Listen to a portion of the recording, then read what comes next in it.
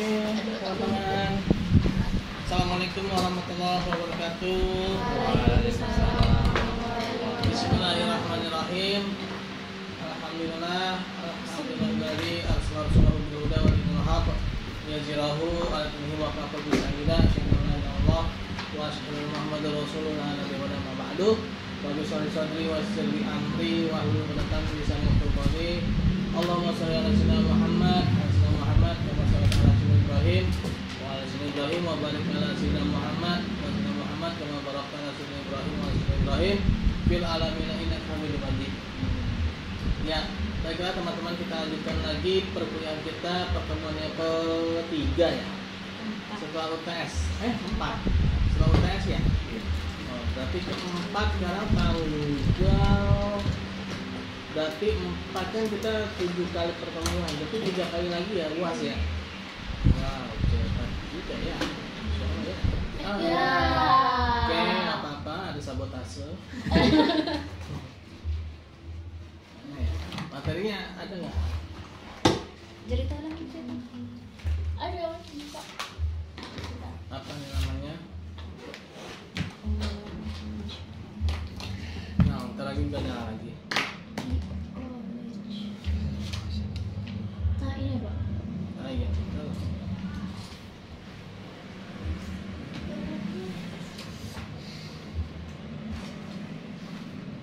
Oke, ini ya pengenalan ekonomi syariah.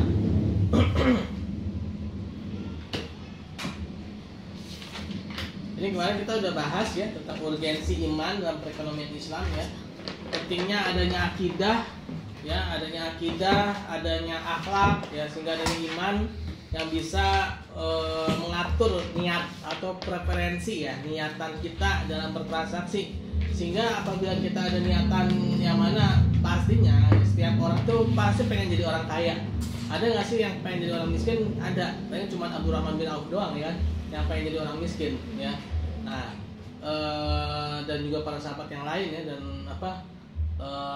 dan Rasulullah pun juga kalau menghendaki Rasulullah itu pasti jadi kaya raya banget, tapi kan enggak kan ya, tapi kalau secara hukum hukum normalnya manusia ya, zaman sekarang ini gitu ya, itu kan pasti pengen jadi orang kaya ya kan. Sampai-sampai itu dulu ada mainan anak kecil apa, saya orang kaya saya orang kaya gitu ya, pernah main nggak?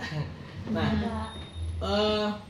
artinya gini teman-teman, setiap orang pasti pengen jadi orang kaya. Sebagaimana dalam sebuah hadis ya, apabila ada seorang anak Adam udah punya 1 lembah emas ya, pasti dia pengen punya 2 lembah emas ya. Apabila dia punya 2 pengen punya 3 dan seterusnya, sampai dia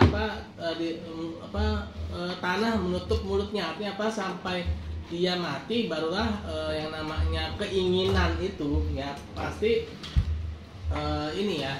terhenti gitu kan. Nah, dari situ kita harus bisa mengatur bagaimana cara mendapatkannya ya. Ini penting ya, cara mendapatkannya. Kenapa? Karena dari caranya inilah kita bisa menentukan ya nanti surga dan neraka kita gitu ya. Walaupun bukan berarti gini ya, berarti juga ya udahlah jadi orang miskin aja, bukan. Justru kita di ekonomi Islam ini sebenarnya ya, kalau kita lihat para sahabat ya, itu luar biasa kekayaan mereka ya. Kemarin saya juga kan sudah sempat sharing ya, Umar bin Khattab aja, Umar bin Khattab radhiyallahu anhu itu punya satu kebiasaan infak sebesar 4.000 dinar ya. Dinar itu dinar zaman Rasulullah dan para sahabat ya, yang dimana sekitar 1 dinar itu 1,5 gram emas ya. Karena itu sekitaran, kalau 1,5 gram itu 3.500.000 lah ya, 3.500 ya menurut, atau 3 juta ya, 3 juta ya, 3 juta kali 4.000 itu sebulan ya. Nah, artinya teman-teman, kalau nggak jadi orang kaya, kalau kita nggak jadi orang kaya, kita nggak bisa beramal ya. Nah, saya pernah dengar ini juga tuh, ceramahnya Ipo Santosa ya. Jadi beliau itu bilang, mau nggak punya mobil ya, mobilnya itu bisa dibawa mati. Punya rumahnya itu bisa dibawa mati ya. Kan rata-rata kalau orang punya mobil kan mobilnya ditinggal kan. Ketika punya rumah rumahnya ditinggal. Tapi ini punya rumahnya bisa dibawa mati ya. Punya mobil mobilnya bisa dibawa mati. Caranya gimana? Punya mobil wakafin ya. Jadiin ambulans ya, diamalin. Punya rumah jadi manfaatin, misalkan jadiin rumah Quran ya, rumah tahfiz kan. Nah itu akan jadi dibawa mati tuh ya. Rumah kita bisa dibawa mati, punya mobil bisa dibawa mati. Artinya kita beramal itu butuh harta ya. Bukan, jadi sedekah kita itu bukan cuma senyum ya kan. Walaupun katanya senyuman itu adalah sedekah kan. Jadi setiap kali kotak amal disenyumin mulu. Karena senyum itu adalah sedekah. Nah, jadi itu memang butuh ya. Nah, cuma di sini ya niatan.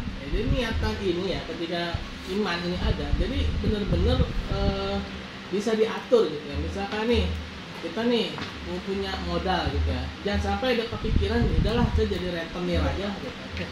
Udahlah saya jadi bak mok-mok aja atau jadi bosnya pinjol gitu. Nah, kan itu gampang ya kan. Nah,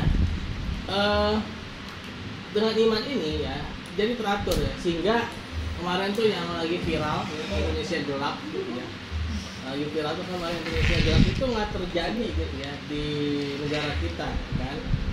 Nah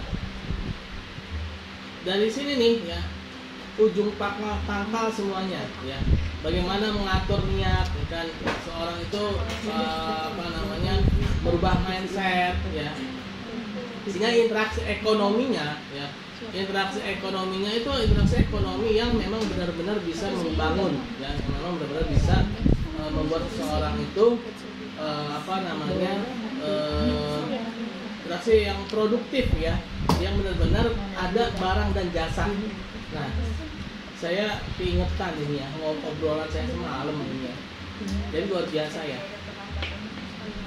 uang ya, yang ada ya, uang yang ada yang beredar di masyarakat.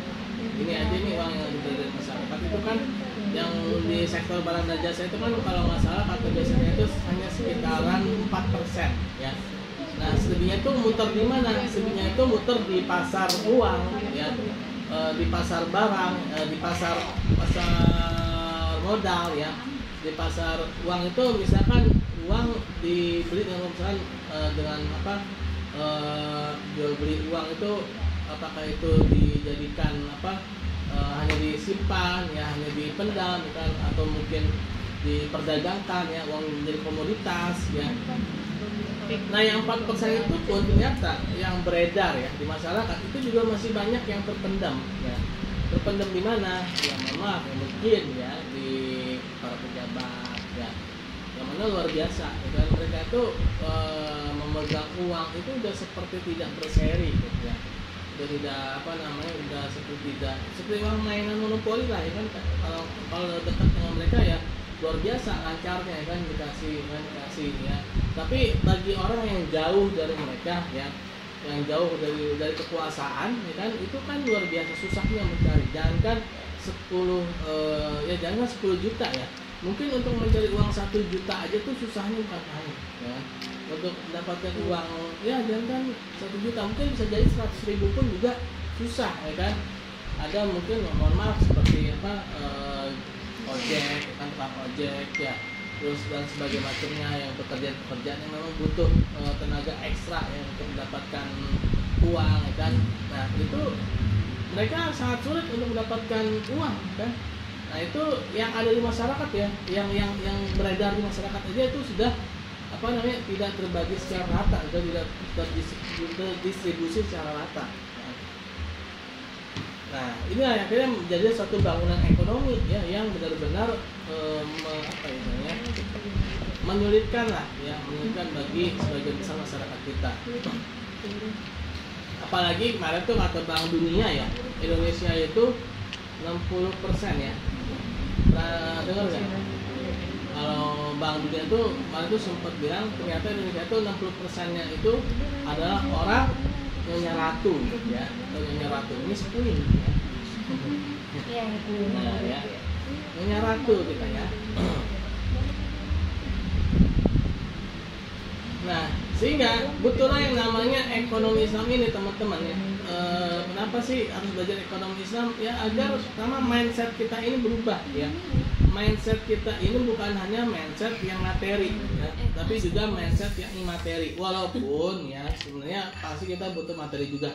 Tapi ada sesuatu yang apa ya kalau dibilang itu the balance of materi gitu ya. Kalau bahasa filmnya Harun Yahya tuh ya.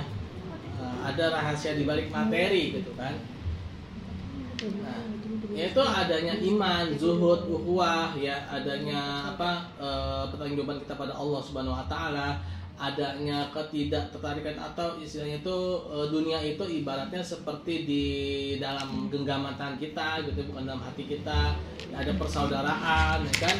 Lalu ada zakat ya, zakat, infak, sedekah, wakaf ya. Lalu ada pelarangan transaksi-transaksi yang haram, tidak boleh ada riba, tidak boleh ada maisir ya, sehingga itulah yang menjadi interaksi ekonomi kita, yang menjadi transaksi kita ya, bukan hanya transaksi yang hanya mengandalkan keuntungan ya, bukan hanya transaksi yang hanya mengandalkan berapa laba yang diperoleh, tapi juga ada iman ya kan, ada zuhud ya, ada ukhuwah ya. Nah ini yang sangat sangat jarang, dan bahkan belum kalau bilang belum benar-benar belum ya, belum terwujud gitu ya di di dalam masyarakat kita ya. Sehingga teori kepuasannya itu adalah teori kepuasan ya, bukan kepuasan pribadi tapi kepuasan terhadap orang lain ya kan. Nah jadi semakin dia membuat orang lain bahagia, dia semakin puas ya. Jadi kepuasannya itu terletak pada senyuman orang lain. Ketika orang lain tersenyum, dia merasa puas kan, bukan Anda puas saya lemas ya. Nah jadi dia itu memiliki kebahagiaannya itu ketika melihat orang lain itu bahagia. Nah itulah ya. Makanya kan Abu Bakar As-Siddiq radhiyallahu anhu itu beliau ketika dilelang ya, infak itu kan beliau bisa menginfakkan seluruh hartanya. Ya kenapa? Karena teori kepuasannya Abu Bakar As-Siddiq radhiyallahu anhu itu adalah ya pada orang lain gitu ya, bukan pada dirinya ya. Nah, keimanan yang meningkat akan mendorong titik kepuasan mendekati titik maksimal ya. Nah, dari mana sih ya? Dari sini sebenarnya. Kenapa sih kok bisa orang itu ya zaman Rasulullah dan para sahabat itu kok bisa ya? Ya karena pertama mereka menjalankan yang namanya akidah mereka bersih, akhlak mereka lurus, ya syariah mereka jalankan, ya kan? Nah, istilahnya itu nggak ada sholat iya, nyuci keris juga iya, ya kan? Mandiin kerbau malam Jumat juga iya, ya. Itu berarti akidahnya berarti bermasalah, ya kan? Nah, jadi yang namanya akidah itu ya namanya sholat gitu loh ya. Jadi sholat itu yang benar-benar sesuai dengan perintah Allah dan Rasulnya. Ya. Terus juga secara syariah menjalankan perintah dan menjalankan arahan Allah Subhanahu Wa Taala dan Rasulnya, ya. Dan akhlaknya pun juga sesuai dengan akhlakul karimah ya, ihsan itu berbuat seolah-olah Allah itu melihat dia, padahal memang Allah itu melihat dia, gitu kan. Nah, sehingga muncullah perilaku manusia ya, adanya pertanggungjawaban kepada Allah ya, ada kesederhanaan, adanya kebersamaan ya, tidak adanya riba ya, tidak ada spekulasi ya. Nah inilah menjadi filosofi. Memang ini idealnya ya teman-teman ya. Kalau baca ini kayak ideal banget. Memang secara teoritis kita memang harus ideal teman-teman ya. Kalau di teori aja nggak ideal, gimana prakteknya gitu ya.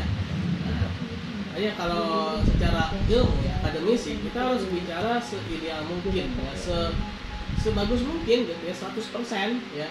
Kalau secara praktek ya kita harus berusaha walaupun mungkin di dalam perjalanan ada aja kan gangguan ya, tapi setidaknya tuh kita harus menuju ke 100% kalau secara praktek ya. Kalau secara teori ya kita harus bicara 100% ideal gitu ya, karena kalau teorinya aja nggak ideal gimana prakteknya ya. Nah inilah bedanya teori Islam ya dengan teori Barat ya. Kalau teori barat itu kan dia berdasarkan kalau bahasa paragraf itu paragraf induktif ya. Paragraf induktif. Jadi kalau dalam bahasa Indonesia itu ada paragraf induktif itu yang mana pikiran utamanya itu di belakang ya. Itu pemikiran teori barat tuh seperti itu. Jadi ada kejadian ya baru disimpulkan menjadi satu teori ya. Tapi kalau dalam Islam itu kalau ibarat paragraf itu dia paragraf deduktif. Jadi dia teori dulu nih ya. Nah, semuanya ini harus ngikutin ya, harus ngikutin teorinya ya. Nah, makanya dalam buku apa tuh Fikih Ekonomi Umar bin Khattab ya yang ditulis oleh Dr. Jaribah itu beliau mengutip perkataan Umar bin Khattab dari anu bahwa seorang muslim ketika melakukan suatu kebaikan itu alasannya dua kan. Karena memang keinginan dirinya dan yang kedua adalah memang perintah Allah dan Rasulnya ya. Tapi kalau bagi seorang kafir ya, orang non Islam, ketika dia melakukan suatu kebaikan alasannya cuma satu, apa ya, karena memang dirinya lagi pengen baik aja gitu kan. Secara perintah dan larangan nggak ada ya, nggak ada. Artinya seorang muslim ketika dia alasannya dua ya, selain keinginan dirinya tapi juga ada peraturan ya, juga ada apa namanya perintah ya dan larangan ya untuk terus membimbing dia dalam keadaan baik. Artinya ketika dirinya lagi nggak pengen baik, maka ada alasan satu lagi yang memaksa dia harus tetap berlaku baik ya. Nah itu kan teorinya begitu ya.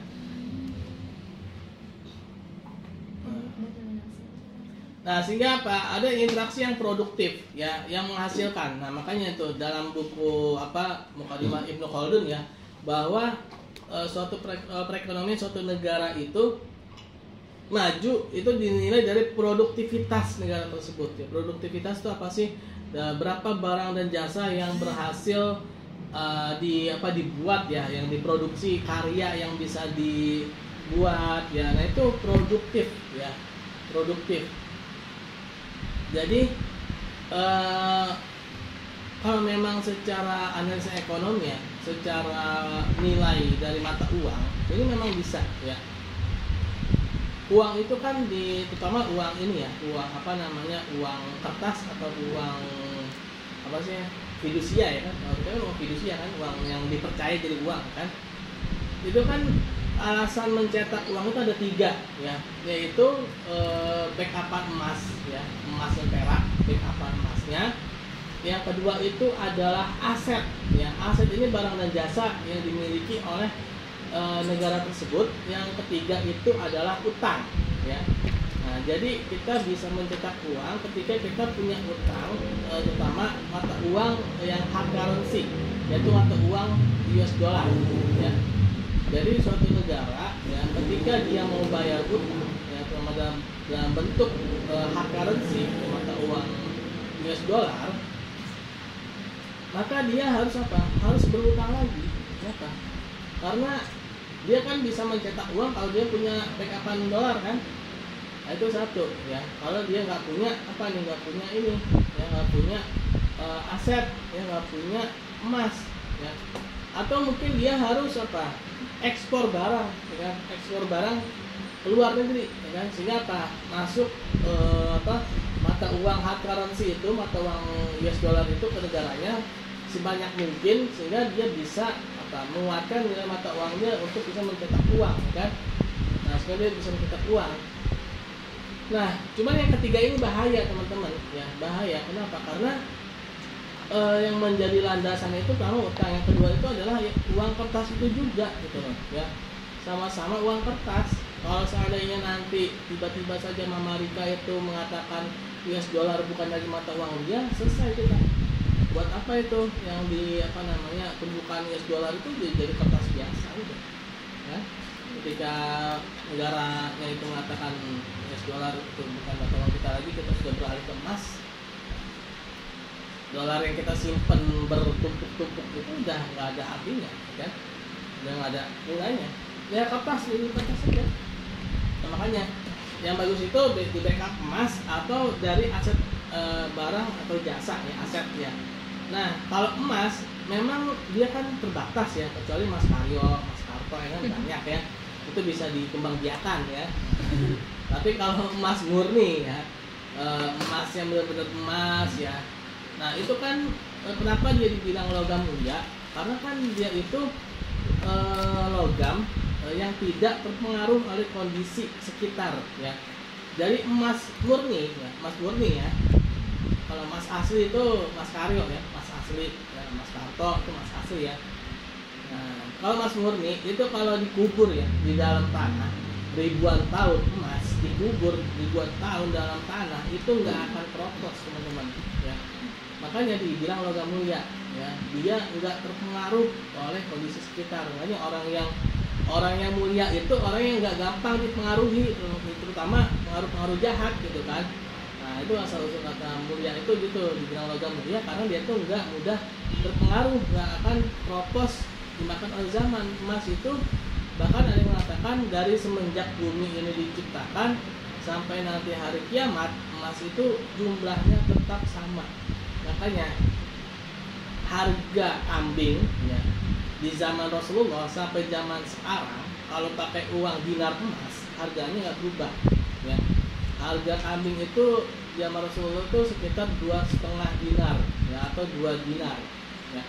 Nah 1 dinar itu sekitar 3 juta, 2,5 itu sekitar 6 juta, 7 juta ya, 7 juta. Kambing 7 juta dapat nggak? Dapat ya kan. 6 juta dapat nggak? Dapat ya kan. Nah itu zaman Rasulullah itu kambing harganya segitu, 2 sampai 2,5 dinar ya. Nah kalau kita pakai uang emas dari dulu sampai sekarang ya mungkin inflasinya nggak ada, atau mungkin ada tapi nggak signifikan. Inflasi tetap ada tapi mungkin penyebabnya seperti bencana alam ya, peperangan ya. Jadi itu nggak ada penyebab yang istilahnya human error, ada keserakahan ya, adanya apa, memang kan lebih gampang ya kan dengan uang kertas itu dibandingkan dengan uang emas ya. Nyari emas itu kan susah ya, apalagi negara-negara yang memang kayak negara Eropa ya. Negara Eropa itu kan ketika menjajah negara-negara timur ini kan salah satu misinya adalah gold ya. Kan ada gospel, gold dan glory kan. Nah gold ini buat apa sih gold? Mereka nyari emas ya. Emang benar sih nyari emas ke Indonesia, cuma ke Pulau Jawa banyak tuh kan. Itu mereka ini kali ya, nonton, oh ada emas nih, emas ya. Nah ya, makanya dari datang ke Pulau Jawa tuh kan, dari Belanda nyari emas ya. Emang dari Indonesia tuh banyak emas ya. Emas itu bahkan di Sumatera ya, ini emas murni ya. Itu saya pernah dengar dari guru saya. Jadi itu lebih apa ya, kalau bahasa itu lebih parah ya, lebih parah dalam artian banyaknya ya daripada di Irian Jaya kata dulu ya. Dulu di Gunung Kerinci ya, di Sumatera itu yang namanya emas itu nggak mungut teman-teman ya. Emas apa namanya, emas mungkin pecahan emas batang gitu kan, pecahan emas lah ya, itu nggak mungut aja ya, nggak mungut. Nah artinya apa, itu kan istilahnya benar-benar luar biasa. Nah Eropa yang notabene mereka tuh orang-orang kafir kan, mereka punya apa ya, pemahaman kan materialisme kan, keserakahan. Mereka pengen mencetak uang sebanyak-banyaknya ya, sedangkan mereka punya sumber faktor produksinya terutama berupa emas itu kan terbatas ya, sehingga mereka harus apa, mereka harus mencari emas sebanyak-banyaknya untuk mencetak ya, untuk mencetak emas mereka, mata uang mereka sebanyak-banyaknya juga ya. Walaupun akhirnya ya ujung-ujungnya adalah mereka sendiri ternyata inflasi ya. Kenapa bisa inflasi ya? Karena mereka mencetak uangnya itu lebih banyak daripada jumlah barang dan jasa yang beredar ya. Nah sebenarnya sih kembali lagi kepada sifat manusianya ya. Walaupun secara peraturan dibikin seketat mungkin kayak tadi tuh, uang nggak bisa dibuat kecuali dari emas dan perak. Ternyata dia malah menjajah negara lain ya kan? Mereka malah mengeksploitasi negara lain, mereka malah mengambil emas negara lain ya. Akhirnya mereka akan kena sendiri ya. Ternyata Eropa itu sempat inflasi ya, dan apa, mereka malah menyalahkan bahwa mata uang menggunakan emas dan perak itu mereka katakan bahaya ya. Padahal yang bahaya itu bukan emas dan peraknya, tapi apa, sifat serakah mereka yang membahayakan ya. Nah dibilang bahaya sehingga dibuatlah peraturan mata uang itu terlepas dari emas dan perak ya. Nah padahal yang menyebabkan inflasinya itu adalah bukan masalah peraknya, tapi sifat serakah mereka. Mau dibuat sebaik apapun suatu peraturan ya, ketika mereka punya sifat serakah itu ya, maka ya nggak akan ada pengaruh-pengaruhnya ya ketika mereka akalin ya kan, mereka menjajah negara lain kan, mereka mengeksploitasi, tidak ada produktivitas ya. Nah ini ya, jadi intinya itu adalah produktivitas ya. Produktif itu adanya aset, barang dan jasa yang ada ya. Nah kenapa sih negara Inggris ya nilai pound sterling itu sangat tinggi teman-teman? Ada yang tahu nggak? Kenapa dia bisa sampai mengalahkan nilai tukar US dollar ya? Bahkan Inggris itu kan nggak mau gabung ke euro kan, mata uang euro kan, karena nilai mata uang pound sterling itu tinggi ya. Dia rugi kalau dia gabung ke euro, dia justru malah menjatuhkan nilai mata uang dia ya. Kenapa? Karena Inggris dia punya aset langka banyak ya, di negaranya. Nah aset-aset langka ini ya, aset-aset langka ini terutama aset-aset kalau nggak salah itu dari negara Mesir ya, itu banyak yang dipindah ke Inggris ya. Dan itu bisa jadi salah satu alasan sebagai backupan mata uang pound sterling ya. Nah sehingga mata uang pound sterling itu bisa tinggi nilainya ya, karena punya backupan aset ya, backupan aset. Nah lalu bagaimana dengan negara-negara yang nggak punya backupan aset ya? Nah ada salah satunya adalah dengan ini ya, produktivitas ya, menciptakan karya yang banyak ya, dan itu semua bisa menguatkan nilai mata uang sebenarnya teman-teman ya. Nah sebenarnya ada lagi ya, itu adalah karena sifat keserakahan manusia ya. Nah lalu ada ziswaf ya, ada ziswaf. Nah, ini adalah untuk memenuhi kebutuhan dasar manusia, ada kesejahteraan yang terdistribusi ya. Dan satu tujuan dari ziswaf ini adalah mendistribusikan kesejahteraan manusia ya, sehingga manusia itu tidak ada lagi kesenjangan sosial ya, sehingga Rhoma Irama itu tidak lagi menyanyikan lagu yang kaya makin kaya ya. Nah gimana? Yang miskin makin miskin ya. Nah itu boleh ya, cari di akun YouTube. Nah jadi ya, ini mengurangi tingkat kriminalitas ya, mengurangi tingkat kriminalitas secara sosial, apalagi zaman sekarang tuh luar biasa ya, yang miskin itu tambah banyak ya, yang golongan menengah menengah itu sekarang udah banyak yang menjadi ke bawah ya. Nah, lihat menengah ke bawah, jangan lihat saya ya.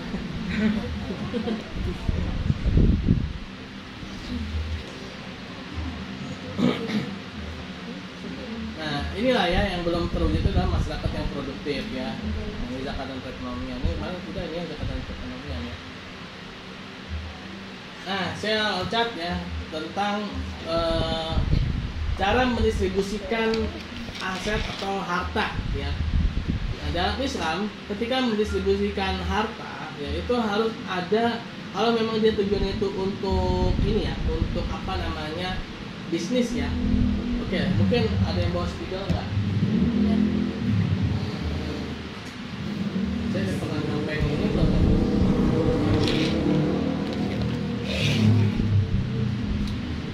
Sebelum masuk sini saya harus tahu. Semester 2 yang Halaman berapa? Eh? Halaman berapa? Ini halaman 36. Nah ini sekarang pertama saya sampaikan. Jadi harta atau aset atau akadnya ya.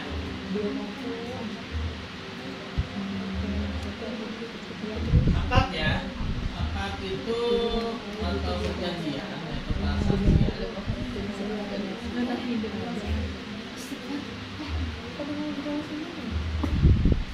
itu ada dua.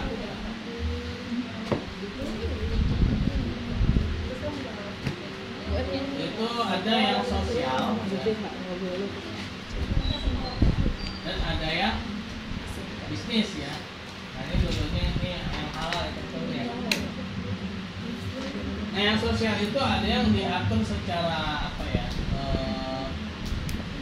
legalitinya tuh ada yang secara kuat yang legalitinya, ya. Maksudnya bukan berarti nggak ilegal ya, bukan. Maksudnya itu udah diatur apa sedemikian kuatnya ya, itu seperti apa zakat ya, secara legalitinya terkuat ya, zakat ya, terus apalagi waris ya. Nah ini kan dia udah diatur dalam Al-Quran kan, zakat itu siapa muzaki mustahiknya itu kan udah diatur ya. Nah ada yang fleksibel ya, ini fleksibel dan tidak fleksibel aja kali bahasanya ya. Nah itu seperti apa, infak ya, sedekah, terus apa lagi, infak, sedekah, wadiah ya, dan transaksi lainnya ya. Wakaf itu dia fleksibel sih itunya. Satu, kalau kita ya.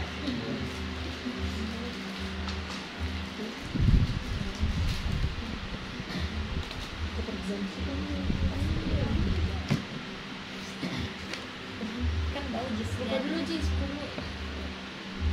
Belum. Alay banget. Itu Novi kurang hitam kerudungannya.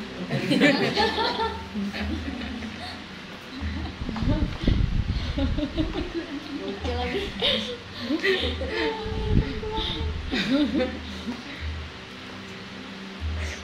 Masuk YouTube kan. Udah nih, beli banget. Iya kalau mau beli sama satu coy. Ini sejajaran yang ada di situ. Makanya iya. Bawa atas itu bisa keluar gak sih? Biasanya kan ditusuk dulu. Ini ada sih. Di situ apa ini? Jangan ditekan banget sih. Berat banget sih. Keluar gak? Coba Ya. lihat. Kan bau. Itu ada dia. Ini berdua jarinya dia.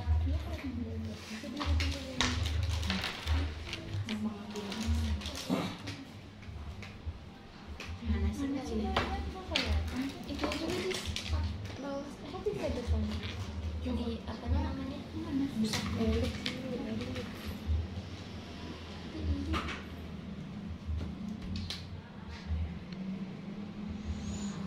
Udah gue yang jelas yang lebih jelas.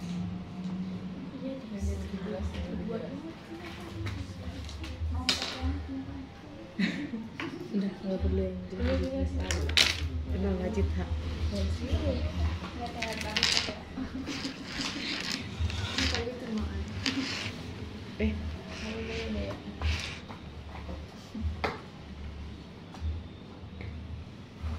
Oke, gitu ya. Enggak. Siapa suruh? Nah ini ya, kita lihat ya dengan kacamata iman ya teman-teman.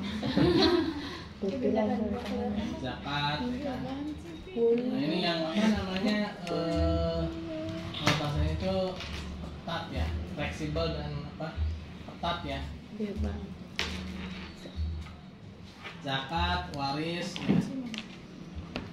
Nah itu kan dia ada peraturannya secara ketat ya. Nah yang fleksibel itu infak, sedekah, terus wadiah, wakaf ya. Wakaf itu masih lebih fleksibel ya. Yang lainnya lah ya. Nah kalau bisnis itu dia dibagi dua ya. Ada yang apa namanya secara alamiah ya, bahasa Sundanya itu naturally ya. Ya, naturally certainty contract. Nah ini kata si Akang ini ya. Kang, apa ini Kang? Naturally certainty contract ya, Kang. Nah ada lagi naturally ya, uncertainty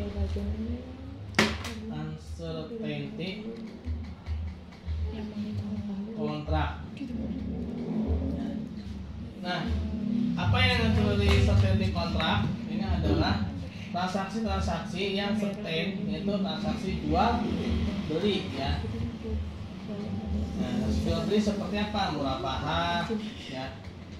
Terus salam, istisna, ya. Terus apa lagi? Ijaroh, ya. Itu harus pasti, ya. Nah, kalau uncertainty kontrak ini adalah investasi, ya, investasi yaitu mudharabah dan musyarakah, ya. Mudharabah dan nah, dalam Islam setiap transaksi ya itu harus ada apa ya? Kalau bahasa fikihnya itu iwat ya. Iwat itu nilai pengganti yang seimbang atau bahasa si akalnya itu equal counter value. Ya, equal counter value ya, yaitu nilai pengganti yang seimbang. Jadi setiap ada penambahan uang ya harus ada penambahan barang atau jasa yang tercipta ya, sehingga alih penambahan uang itu dia menjadi mengimbangkan kembali ya. Memang secara apa ya bahasanya ya, riba itu kan dia aziyadah ya kan, bahkan ada sebuah kaidah atau hadis yang ada sih kaidah kullu ziyadatin riba ya kan, setiap penambahan itu adalah riba. Nah, tapi riba yang kayak gimana sih yang sebenarnya itu dilarang? Ya, riba yang jenis apa sih yang sebenarnya itu dilarang? Kan sebenarnya bagi hasil, margin, upah, ya itu juga riba juga kan? Itu juga ada penambahan juga. Nah, riba yang kayak gimana nih? Nah, riba yang dilarang itu adalah riba yang tidak adanya risiko, ya. Artinya risk free atau zero value added, ya. Nah, dia bebas dari risiko, jadi dia pengen dapat pendapatan, tapi dia nggak mau dapat beban, ya. Dia nggak mau adanya penggantinya, gitu ya. Jadi dia pengennya itu, makanya riba itu kata Imam Ar-Razi, setiap ada penambahan manfaat tanpa adanya nilai pengganti yang seimbang. Ya, bukan cuma penambahan uang ya, tapi juga penambahan manfaat, ya. Karena saya udah kasih contoh ya kan, jadi ada orang mau minjem nih ya, terus kita minta pijitin nih sama orang tuh, terus dia misalkan nolak ya kan, alah kamu bukan mau saya kasih pinjam, pijitin saja nggak mau gitu kan. Nah, pijitan itu sebenarnya riba ya. Bahkan ada beberapa ulama itu yang mengatakan apabila ada orang ya yang mengutang kepadamu ya, dia menawarkan tumpangan ya, tumpangan tumpangan kendaraan ya, maka tumpangan kendaraan itu adalah riba. Jadi riba itu bukan cuman kayak zaman sekarang nih ya kan, minjam 10 juta balikinnya 12 juta ya, itu udah jelas banget itu ribanya ya. Nah, itu udah udah sangat-sangat ketahuan ya itu ribanya. Nah, bahkan para ulama ya, kalau salah Imam Abu Hanifah ya, suatu ketika Imam Abu Hanifah itu pernah meminjamkan beberapa uang gitu ya pada seorang. Nah, ketika itu beliau lagi di jalan, ternyata beliau lewatin rumah orang yang meminjam uang sama dia, ya.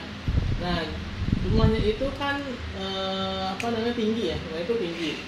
Dan kebetulan ketika itu lagi siang, ya kan, siang hari. Nah, sehingga ada bayangan rumah itu yang menutupi jalan kan. Nah, pada hari itu lagi panas-panasnya tuh. Nah, Imam Abu Hanifah saking menjaga dirinya, ya, dia nggak mau terkena bayangan rumah itu ketika lagi panas-panasnya. Kenapa? Karena dia khawatir ketika dia berteduh ya dari bayangan rumah yang tempat dia minjam uang itu jadi riba. Nah, iya, saking jaga dirinya ya. Kan ada orang nih minjem uang sama dia, ya kan? Nah, ada orang minjem uang, ya kan? Bayangan rumahnya aja dia nggak manfaatin, bayangin. Dia berteduh di bayangan rumah orang yang tempat orang minjem sama dia aja, dia itu nggak mau manfaatin, bayangin ya. Ya. Terus ada lagi ini ya, misalnya lagi, iya Imam Abu Hanifah juga apa Imam Malik ya? Imam Abu Hanifah juga nggak salah ya. Jadi suatu ketika dia pernah secara nggak sengaja ya, kotoran di sepatunya itu mental ke tembok rumah orang, ternyata orang itu adalah orang yang minjem uang sama dia, ya. Lagi-lagi sama orang yang minjem uang sama dia. Nah, terus akhirnya apa? Kan dia pengen bersihin tuh, ternyata kalau dibersihin dia takut tembok rumah orang itu tergores. Jadi zaman dulu mungkin ya bangunannya kan masih bangunan yang belum kuat, dengan sehingga kalau digosok-gosok itu kan bisa apa namanya kopos. Akhirnya apa? Imam Abu Hanifah dia ngetok rumah orang itu kan. Nah orang itu tahu kalau yang ngetok rumah itu ternyata Imam Abu Hanifah. Nah dia udah ketakutan nih karena dia punya utang sama Imam Abu Hanifah kan. Nah itu kok udah datang aja sih, ibaratnya kalau kita gitu kan udah nagih aja sih, padahal kan baru tanggal berapa nih gitu kan. Nah akhirnya apa? Ternyata Imam Abu Hanifah justru apa? Justru ingin meminta maaf ya, bahwa sepatu kotoran dan sepatunya itu mentarap ke tembok dia, dan sebagai gantinya Imam Abu Hanifah membebaskan utang dia. Nah, begitu dengar kayak gitu, itu ternyata orang yang minjem sama Imam Abu Hanifah itu ternyata orang kafir. Ya. Itu langsung bersyahadat. Ya. Saking apa ya tergugahnya gitu kan oleh para ulama kita ya, terdahulu ya, luar biasa ya. Itulah ya tentang apa utang piutang, riba kan. Ternyata ya sedemikian apa ya, dalamnya, detailnya gitu ya. Kalau kita kan kayaknya ya yang baru disoal itu kan berupa uang ya kan. Minjem 10 juta jadi 12 juta, ya kan, minjem berapa jadi tambahannya banyak gitu ya. Nah, dulu tuh ternyata lebih dalam lagi, bukan cuma uang. Bayangan rumahnya juga mau dimanfaatin gitu ya. Nah, itu ya riba yang dilarang ya. Nah, lalu ada riba yang diperbolehkan. Nah, ini riba yang diperbolehkan adalah pertama, dia ada risiko, dia mau menanggung risiko. Contoh kayak jual beli, seperti jual beli kan, jual beli itu kan ada margin ya. Lalu investasi ya itu ada bagi hasil, sewa ada upah ya, dan itu halal ya. Nah, dan bahasa itu al-ghurmu bil ghurmi al-kharaj bil doman ya. Setiap pendapatan pasti ada beban ya. Setiap return pasti ada risiko, dan atau mungkin sebaliknya, itu bahasa kaidah fikih itu ya, kaidah fikih ya. Di halaman 37 ini ya. Nah, sehingga adanya perbedaan antara harga beli dengan harga jual ya, karena di situ ada menaikkan istilahnya apa ya, markup lah ya kalau bahasa ini. Maka itu ada iwat. Iwat itu adalah al-ghurmu ya. Al-ghurmu itu sesuatu yang bersifat risiko gitu ya. Contoh misalkan jualan motor ya. Ketika jualan motor itu kan ada risiko memindahkan motor dari pabrik ke dealer ya. Belum lagi keamanan dan segala macamnya. Lalu ada usaha di situ kan, bagaimana ngangkat motornya ya. Bagaimana mengatur motornya itu ya. Nah, terus juga ada abdoman ya, ada kewajiban untuk apa, menjaga motor itu kan, dan sampai tangan konsumen itu aman. Nah, itu yang memperbolehkan seorang itu bisa mengambil keuntungan di sana ya. Nah, itu namanya iwat ya, itu namanya iwat.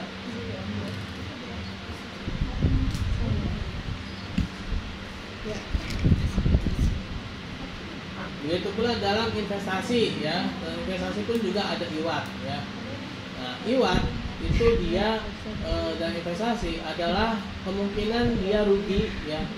Makanya kan kalau bahasa ini apa? High risk high return. Kok saya nggak dapet sih? Bapak kan yang ngajarin kita, Pak. Iya, dapat kartu tanda dosen. KTD. Iya, KTD ya. Tapi ada kartu dosen tuh ada. Ya. Tapi belum dicetak. Isinya NIDN, jabatan fungsional, foto ya. Tapi nggak ada foto. Oh, ada foto ya? Bapak ada. Ada dong. Ya. Kalau kalian nggak ada fotonya, kenapa nggak ada fotonya? Karena kalian masih dibanderol. Jadi bahaya ya. Kalau masih dibanderol, nah terus ada fotonya. Nah, dibanderol tuh kan. Pas saya bandrol saya udah lepas, ya. Saya udah lepas bandrol, udah ada yang beli. Jadi udah lepas bandrol kan, mau diapain?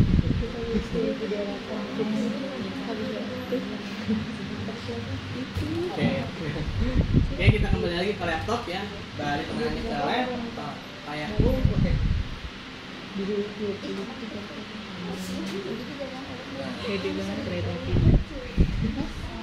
Zakat. Nah ini ya, zakat ini dia sebagai apa ya, kewajiban ya dalam apa tadi itu hak seorang muslim ya.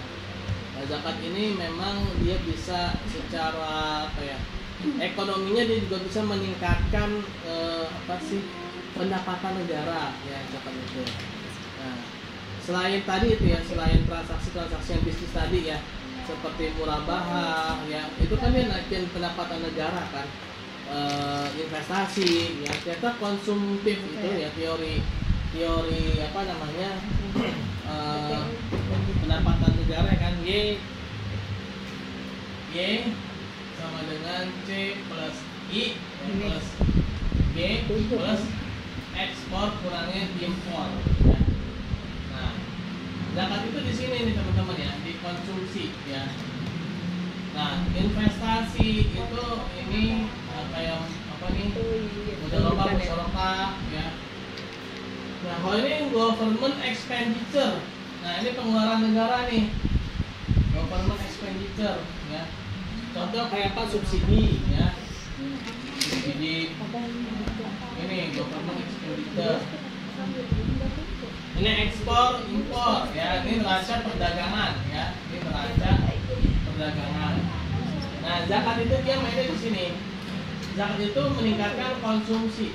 Sebenarnya ada satu lagi yang bisa meningkatkan konsumsi, yaitu pemilu ya. Pemilu itu juga bisa meningkatkan konsumsi. Nah, kenapa? Karena saat pemilu itu ada yang bagi-bagi sembako, ada yang mencetak kaos, kan spanduk di mana-mana ya. Nah, itu kalau salah tahun 2008 ya teman-teman ya. Saya dapat informasi dari dosen ya. Ternyata sebenarnya 2008 lalu itu juga terjadi krisis, tapi kita selamat kenapa? Karena lagi pemilu 2008 ya. Kenapa pemilu itu bisa menyelamatkan kita ketika itu? Tadi ya, lagi jor-jorannya itu uang itu turun ke masyarakat ya kan. Ada yang dapat apa, nasi kotak ya kan, setiap harinya. Terus ada yang apa, kaos segala macam lah ya. Sehingga ini dia naik nih ya, konsumsi ini naik. Nah, ketika konsumsi naik otomatis yieldnya juga naik lah ya kan. Karena ini berbanding lurus ya kan. Ini berbanding lurus. Nah, jadi zakat itu sebenarnya di sini ya, itu di konsumsi. Nah, singkat cerita, zakat itu berbanding lurus dengan pendapatan negara ya.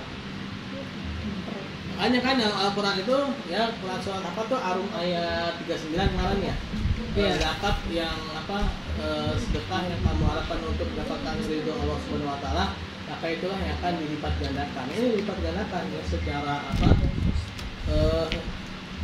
apa ekonomi ya, secara pendapatan negara, juga secara barang itu sendiri ya juga akan meningkat.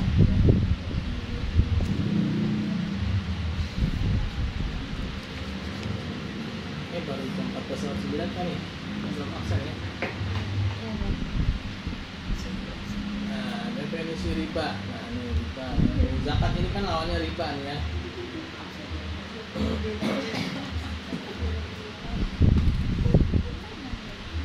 Lawan zakat itu adalah riba. Zakat secara fisik memang dia ngurangin harta kita ya. Tapi secara nilai ya, mata uang, dia menguatkan nilai mata uang. Karena zakat itu pasti kemana? Ke orang miskin. Dan nggak mungkin zakat kita ke orang kaya. Namanya kalau zakat ke orang kaya namanya riswah ya. Dari zakat namanya nyogok ya. Nah, ke orang kaya ya. Nah, zakat itu pasti ke orang miskin. Orang miskin pasti buat apa sih? Buat makan, ya kan?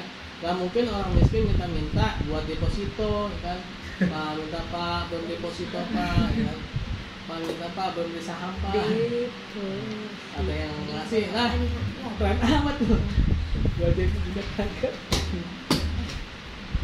Nah, artinya itu akan apa ya, beredar ya teman-teman ya. Uang itu akan terus berputar kan. Lain riba itu dia akan menambah. Jadi ibaratnya itu kayak anggota tubuh kita ya. Ketika dia itu darahnya itu nggak jalan kan, atau mandek ya, kalau itu mandek di satu titik, maka yang nggak kenanya itu akan kesemutan. Itu kesemutan ya. Nah jadi seperti itu, ketika suatu negara nih ya, peredaran uang itu hanya pada satu titik dan ada titik lain yang tidak mendapatkan peredaran uang itu, maka darah itu akan ibaratnya kayak tubuh itu dia akan semut apa sakit itu ya, mungkin bergolak, mungkin dia demo dan sebagainya macamnya gitu ya. Nah yang lama kelamaan kalau dia tidak segera dialirkan darahnya itu ya kan, itu bisa diamputasi ya. Nah gitu pula punya suatu daerah yang tidak terdistribusi secara baik gitu kan, sumber daya alamnya diambil tapi uangnya tidak ditaruh di sana ya pastilah daerah itu akan minta menjadi separatis gitu kan, menjadi berpisah ya.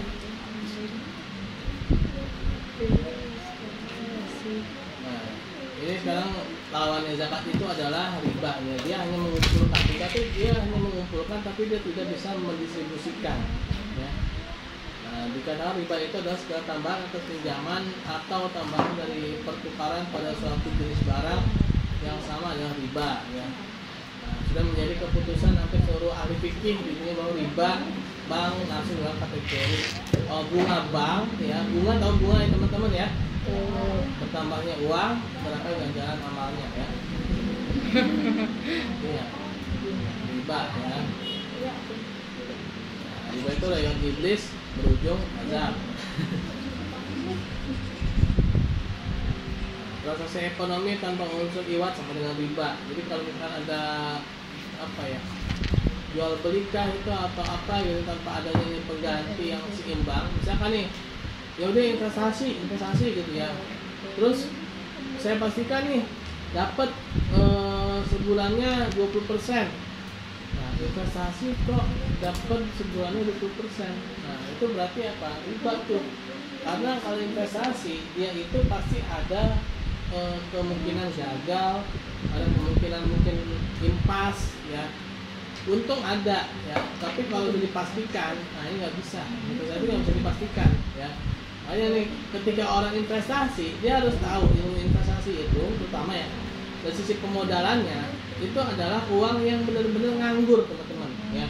Investasi itu adalah uang yang benar-benar nggak kepake. Ibaratnya kita punya uang 10 juta nih ya di kantong celana kita nih ya. Terus di uang 10 jutanya itu ada uang 100 perak logaman gitu ya. Nah uang 100 perak itu misalkan jatuh ke selokan, kan kita nggak ambil kan ibaratnya, kita nggak korek-korek kan ke selokan. Nah itulah yang diinvestasikan tuh. Perbandingannya seperti itu, bukan yang 10 jutanya diinvestasikan. Wah itu parah kayak itu ya. Nah sebenarnya investasi aja itu seperti itu ya teman-teman. Apalagi ada orang yang mohon maaf ya kan, sampai yang ngutang-ngutang ke bank konvensional ya, buat apa investasi. Wah itu parah tuh ya. Orang ibaratnya di perbandingannya seperti itu gitu ya, 1 berbanding 1000 lah ya. Nah ini nih ya fakta implikasi riba.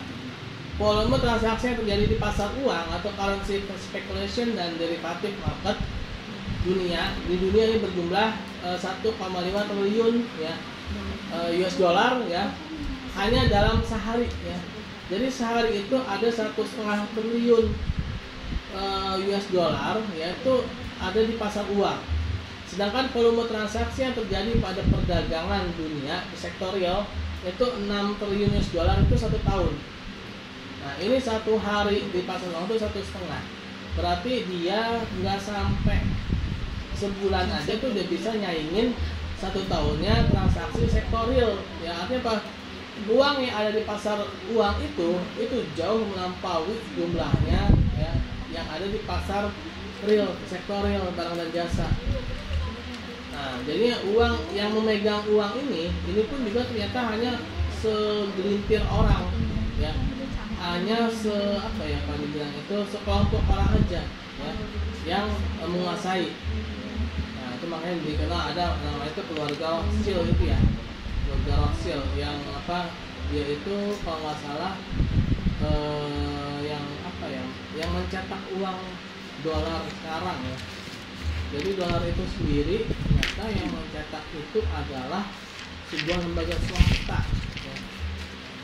Nah dolar itu yang benar-benar dicetak oleh negara ya, itu ketika zamannya John F. Kennedy, yang dimana dolarnya itu dengan stempelnya itu ya, stempelnya itu stempel berwarna merah. Itu dolar yang berdasarkan dari hasil jumlah emas yang ada di Amerika, dan itulah dolar yang diterbitkan ya. Jadi stempel emas. Adapun dolar yang sekarang ini adalah dengan stempel biru ya. Teman-teman kalau udah pernah megang uang dolar ya, $1 deh ya, itu pasti stempelnya biru, dan stempel biru itu adalah uang dolar hasil dari utang. Utangnya siapa? Ke Rothschild, keluarga Rothschild ini ya. Nah sebenarnya keluarga Rothschild inilah orang-orang Yahudi ya. Orang Yahudi, makanya kenapa Amerika itu pemerintahannya begitu apa ya, yang Yahudi kan, yang Zionis kan, kenapa begitu apa mendukung gitu. Karena memang uangnya dipegang sama mereka ya. Dan dulu yang sempat berani itu hanya John F. Kennedy, makanya satu-satunya presiden Amerika ya sepanjang dari tahun 1924 ya sampai 2025 ini ya, itu yang berani ya mendukung Palestina itu hanya John F. Kennedy ya. Kenapa? Karena John F. Kennedy itu dia bebas dari pengaruh Zionis ya. Dia punya uang asli Amerika gitu, bukan uang hasil ngutang keluarga Rothschild. Nah makanya John F. Kennedy itu ditembak ya kan, lagi pawai gitu kan, tembak ya.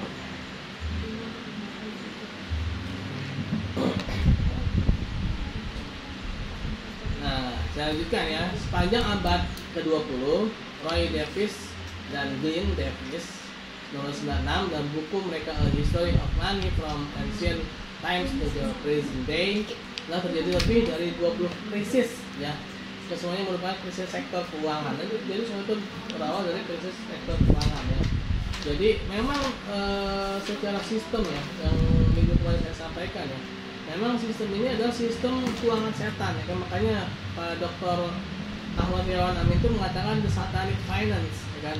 Dalam bukunya itu sistem keuangannya memang sistem keuangan setan yang memiskinkan ya, yang membuat orang itu semakin lama semakin miskin ya. Nah, kan? Memiskinkan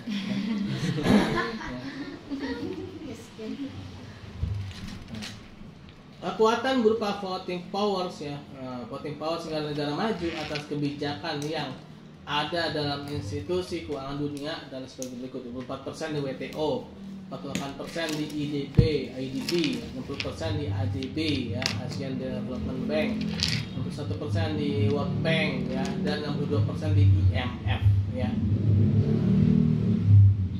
Utang negara berkembang lebih dari 3 triliun US dollar dan masih terus tumbuh. Hasilnya adalah setiap laki-laki, wanita, anak-anak di negara berkembang ya, 80% dari populasi dunia ya,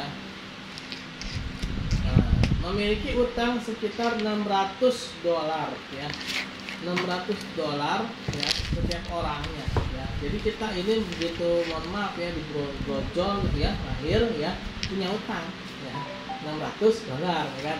Makanya semakin banyak punya anak, maka jumlah utang itu akan semakin kecil karena angka pembaginya semakin banyak kan.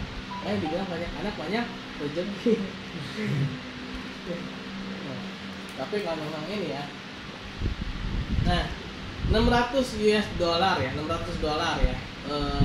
Dolar sekarang berapa sih? 15.000. 15.000. 15. Berarti kalau 15 ribuan ya, kita berapa? 9 juta ya? 15.000 pas sekarang. Berapa? 16.000 kali 600. 6 kali 6 36 36 9 juta 600. Ya. Jadi setiap diri kita di sini ya, punya utang ya, bawaan negara, ya, bawaan lahir ya, utang bawaan lahir kita itu 9.600.000 ya. Kalau mau lunasin utang negara tuh ya masyarakat kita punya siapin uang 10 juta gitu. Tapi yang berarti tuh jatuhnya kayak kalau setiap pribadi berarti per anak tuh yang menanggung utang itu ya? Ya setiap pribadi orang ya, mulai dari anak Iya, yang misalnya, kecil ya. kayak misalnya negara punya utang 800 triliun. Berarti jatuhnya kalau dibagi anak populasi Indonesia 1 juta dibagi tuh. Iya. Tapi yang nikmatin bukan kita.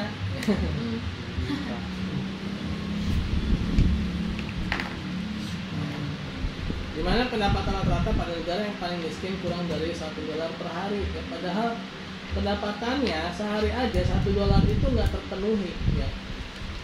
$1 aja tuh nggak bisa tercapai. Nah, yang menyedihkannya ya. Nah, ini dikasih bunga atau external debt ya. Oke. Oh, ini juga kapitalis on capitalism nih. Bentar lagi nih ya, kita tinggal berapa menit lagi nih, 9 menit lagi ya. Dan mungkin kita lanjut minggu depan aja ya. Ya mungkin itu dulu teman-teman ya. Atau ada yang mau didiskusikan boleh. Ada yang mau didiskusikan? Tidak ada. Kita tutup saja dengan baca hamdalah. Alhamdulillah.